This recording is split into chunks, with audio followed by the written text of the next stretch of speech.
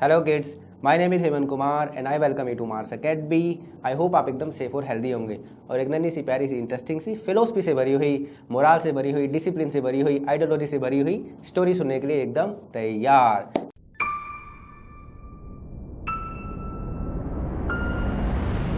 तो जैसे कि आपको पता ही है कि हमारे इस चैनल पे हम आपके लिए हर रोज़ 10 बजे एक प्यारी सी स्टोरी लेके आते हैं, ताकि जो सुबह से लेकर रात तक आपने जो पढ़ाई करी होती है, इतने सारे एक्टिविटीज़ करी हैं, उनसे आप जो भी थके हैं, आप एग्जॉस्ट हो गए हैं, आप हमारी स्टोरीज़ को सुनते हैं और आपको नन्ही सी नींद आ जाती है और आप उससे कुछ सीखते भी हैं।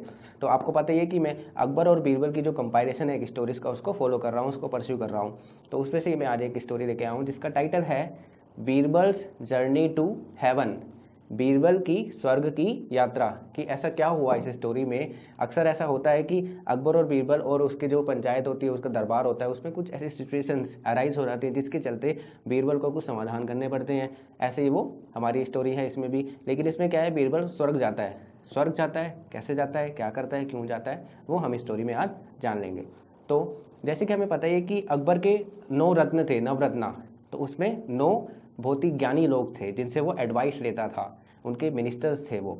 तो उसमें से एक बीरबल थे, उसमें से ही एक उनके दूसरे मंत्री थे, उनके एक एडवाइज़र थे जिनका नाम था वजीर अब्दुल्ला। तो जो वजीर अब्दुल्ला थे ना, वो हमेशा बीरबल से जेलस रहते थे।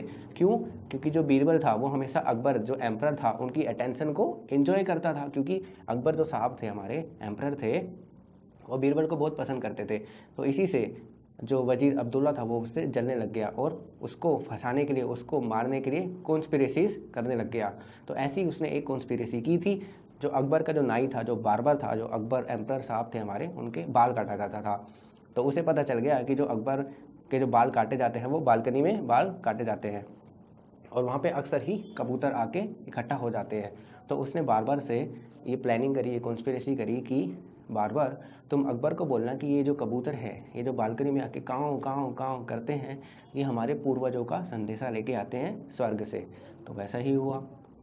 तो जब अकबर के बाल वो काट रहा था नाई, वो बार्बर, तो उसने बोला कि साहब, ये जो कबूतर आके बालकनी में खड़े हो जाते हैं, आपको पता है इनका पर्पस क्या है, ये हमें क्या बताना चाह रहे हैं? तो अकबर ने बोला, बता भाई, क्या बताना चाह रहे हैं? तो ये बोला कि जो हमारे पूर्वज हैं स्वर्ग में, ये उनका संदेशा लेके आते हैं। तो अकबर बोला, अच्छा, तो बताओ ये क्या बता रहे हैं हमें? तो अकबर तो उस नाई ने बोला कि अकबर साहब, ये जो कबूतर आपके यहाँ आज आ गए हैं, इनके एक्सप्रेशन से मुझे देख के ये समझ आ रहा है कि ये जो कबूतर आपके जो बता रहे हैं, वो पूर्वज जो है आपके स्वर्ग में, वो ठीक नहीं है, वो कंफर्टेबल नहीं है, वो कुछ परेशानियों में है। तो अकबर इस बात को सुन के थोड़ा परेशान हो गए।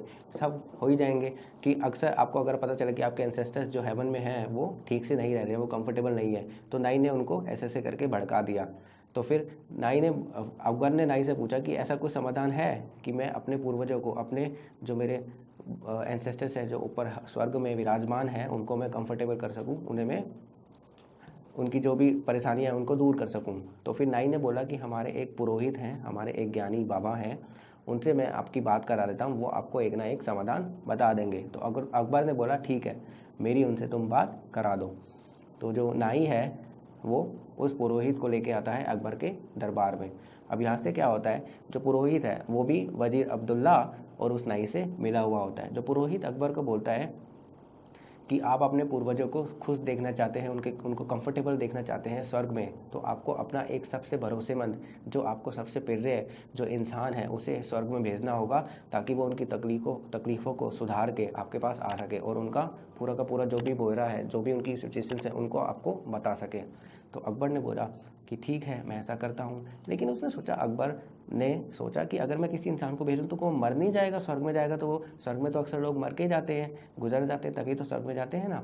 तो अकबर ने पुरोहित से पूछा कि पुरोहित, अगर मैं अपने किसी पसंदीदा, किसी जो इंसान मेरे बहुत करीबी है, उसको मैं अगर स्वर्ग में भेजना चाहूँ तो मैं उसे कैसे भेजूँ कि मुझे उसे खोना भी ना पड़े और मेरा काम भी हो जाए? तो पुरोहित ने बोला कि मेरे पास इसका उपाय है। मैं एक जगह पे, जहाँ पे मैं कुछ मंत्र आज फूंक दूंगा, वहाँ पे मैं बहुत सारी झाड़ियाँ और घास फूस रख के वहाँ पे आग लगाऊंगा और आग के अंदर कोई एंटर होगा और वहाँ पे स्वर्ग का दरवाज़ा खुल जाएगा और स्वर्ग में जाके वो आपके एंसेस्टर्स से मिलके वापस आ सकता है। जब तक आग बुझ नहीं जाती, जब तक वो वहाँ पे रह सकता है। तो अकबर ने बोला, चलो ठीक है, ये करके देखते हैं। तो सबको पता है कि अकबर का जो चहीता था, जो उसका सबसे करीबी था, वो कौन था? बीरबल। और फंसाना भी किसे था? बीरबल को ही। कॉन्स्पिरेसी का असली टारगेट कौन था? बीरबल ही था, क्योंकि सबको पता था अकबर इतना स्टूपिड है कि वो, अगर उसे बोला जाए कि आपको किसी पसंदीदा, किसी सबसे ज़्यादा ट्रस्टवर्थी पर्सन को किसी काम के लिए भेजना है, तो अकबर हमेशा डेफिनेटली बीरबल को ही चुनेंगे। तो उन्होंने बीरबल को चुन लिया। अब बीरबल गया फंस। अब उसे पता था कि ये लोगों ने कॉन्स्पिरेसी बना रखी है मुझे मार डालने के लिए, ये मुझसे छुटकारा पाना चाहते हैं। तो जो बीरबल था वो समझदार था, इंटेलिजेंट था, बहुत ही एक्सीलेंट था।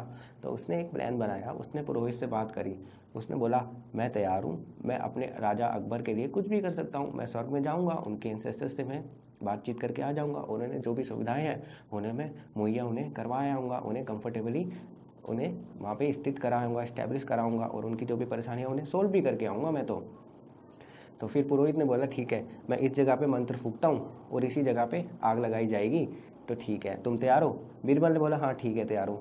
तो बीरबल जो पुरोहित था वहाँ पे उसने मंत्र फूके और वहाँ पे घास फूस लाने का इंतजाम होने लगा। अब वो जो घास फूस लाने का इंतजाम होने लगा, तब बीरबल ने अपनी चालाकी दिखाई। बीरबल ने अकबर साहब को बोला, अकबर जी, अकबर राजा, कि अगर मैं अपने स्वर्ग में जाता हूँ आपके पूर्वजों से मिलने, तो हो सकता है मुझे बहुत लंबा टाइम लग जाए, मुझे पता भी नहीं कितना टाइम लगने वाला है, बहुत दिनों तक मैं अपने परिवार वालों से दूर रहूँगा।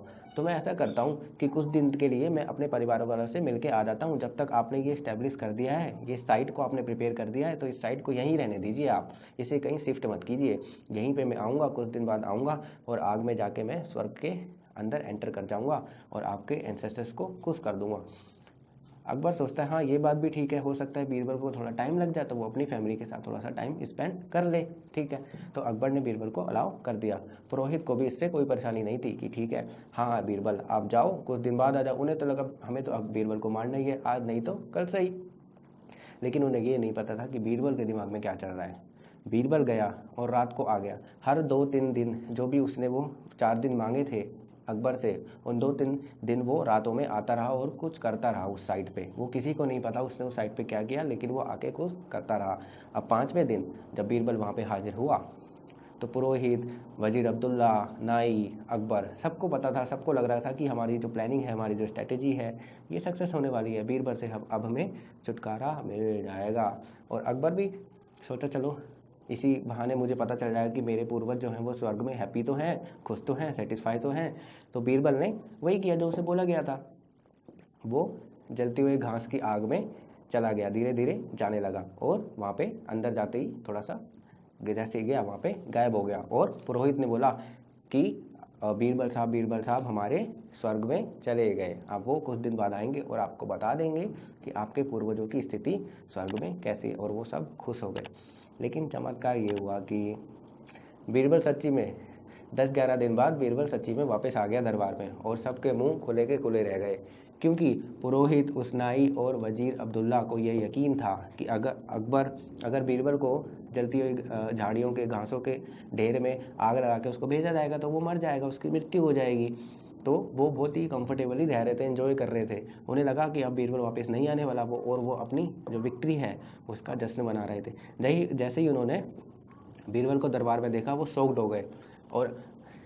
हो गए उनके मुंह खुले रह गए। लेकिन अभी उन्होंने कुछ नहीं बोला, क्योंकि वो दरबार था और वहाँ पे अकबर साहब भी बैठे हुए थे। तो बीरबल ने झूठ मूठ में, ऑफकोर्स सी बात है कि वो स्वर्ग नहीं गया था, आगे वो क्या हुआ था वो मैं आपको बताता हूँ क्लाइमैक्स में। तो अभी अकबर ने पूछा, हाँ भाई बीरबल, मेरे पूर्वज कैसे हैं? बीरबल ने बोला, आपके पूर्वज तो एकदम बढ़िया है, एकदम कंफर्टेबल है, मज़े में है, वो तो उनकी जो भी परेशानियाँ थी वो मैंने सारी सोल्व कर दी हैं साहब। तो अकबर बोलते ठीक है, उन्हें कोई परेशानी नहीं है। बीरबल बोलता अगर आप पूछ ही रहे तो मैं आपको बता देता हूँ, उनको एक परेशानी है साहब कि स्वर्ग में रहते रहते ना उनकी दाढ़ी और बाल बहुत बड़े हो गए हैं। तो मैं चाहता हूँ कि आप जिस तरह से मैं स्वर्ग गया था ना, उसी तरह से आप अपना जो आपका रॉयल जो आपका ट्रस्टवर्दी नाई है, जो बार्बर है, आप उसे स्वर्ग में भेज दो और वो आपके पूर्वजों की दाढ़ी और बाल काट के आ जाएगा जैसे मैं आ गया। अब वो जो नाई वहाँ पे खड़ा था उसकी हो गई हालत ख़राब, उसकी सिट्टी बिट्टी गुल, क्योंकि उसे पता है कि अगर वो जलती हुई आग में कूदा तो वो स्वर्ग में ही पहुँच जाएगा और वापस नहीं आने वाला है। अब वो ये सुनते ही सारे के सारे जो भी थे उसके वजीर अब्दुल्ला, पुरोहित और वो जो नाई थे, वो अकबर और बीरबल के चरणों में गिर गए और उनसे माफ़ी मांगने लगे। अकबर शॉक्ड हुआ, बोले ये क्या हो रहा है? बीरबल ने फिर उन्हें पूरी सच्चाई बताई कि बीरबल साहब ने उन्हें सच्चाई बताई अकबर को कि अकबर साहब, ये जो नाई है, वजीर अब्दुल्ला है और ये जो पुरोहित हैं, ये मुझसे जलते हैं, मुझसे घृणा करते हैं और मुझे मार डालना चाहते हैं। इसलिए इन्होंने ये कॉन्स्पिरेसी को क्रिएट किया था मुझे रास्ते से हटाने के लिए। अब उन्होंने सारा जो भी है अपना एक्सेप्ट कर लिया। तो इससे अकबर को बहुत गुस्सा आया और उन्हें तीनों को कुछ ना कुछ सज़ा सुना दी।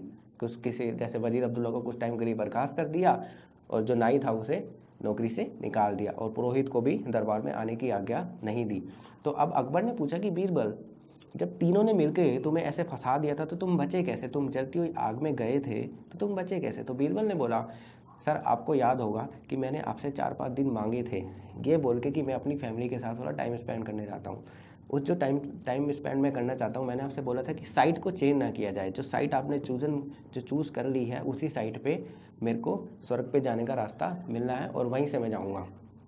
तो बीरबल जो रात को आता था तो वहाँ पे उसने एक गुफा, एक केव, अंडरग्राउंड केव वहाँ पे वो रात को आके खोद दिया करता था और केव उसने खोद दी थी और वहाँ पे उससे वो एस्केप हो गया था। जैसे ही वो जलती हुई आग के ढेर में घुसा और वो उस केव में घुस गया और वहाँ से एस्केप कर गया। तो ये जो सारा प्रोसीजर है वो बीरबल ने अकबर को समझाया। अकबर ये जान के बहुत खुश हुए और संतुष्ट भी हुए क्योंकि उन्होंने बीरबल को नहीं खोया आपने, क्योंकि अकबर के लिए बीरबल बहुत इंपॉर्टेंट था क्योंकि वो उनका ट्रस्टवर्दी था और उनका ख्याल भी रखता था और उनकी मतलब उनकी बात गलत ना साबित हो जाए, इसलिए वो खुद आग में जाने के लिए तैयार हो गया था। चाहे उसे उसके लिए प्लानिंग करनी पड़ी, अपना ब्रेन यूज़ करना पड़ा, उसके चोट भी लग सकती थी इस काम में, लेकिन उसने अपने जो राजा है उसकी बात नहीं करने दी और उसका सम्मान जरूर किया। इससे अकबर और भी ज़्यादा उससे हैप्पी हो गया और उसकी बहुत सारी प्रशंसा की और अब बाकी के दरबार वाले और भी उससे डरने लगे।